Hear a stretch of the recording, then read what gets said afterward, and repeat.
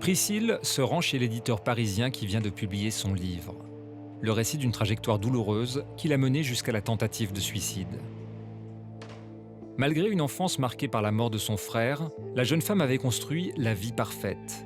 Des études brillantes, un job dans le cinéma, un mariage heureux. Mais, à la naissance de sa fille, cette illusion de perfection vole en éclats. Je me retrouvais à être une mère dépressive qui n'avait envie que d'une chose, dormir, qui pleurait tout le temps. Je voyais ma fille, j'avais envie de pleurer. Elle avait un regard super triste, donc c'était encore pire. Et en fait, au bout d'un moment, je me dis, bon, il vaut mieux que je disparaisse plutôt que d'infliger ça à ma fille. Mal soignée, la dépression postpartum de Priscille se transforme en dépression profonde. Pendant 2 ans, elle va de psychiatre en psychiatre sans trouver de soulagement. C'est comme si on n'était plus maître de soi-même. C'est comme si en fait, on était téléguidé par une force beaucoup plus importante que vous, quelque chose qui vous dépasse. Vous vous sentez comme un pantin en fait, et vous commencez à faire des choses qui ne vous appartiennent plus.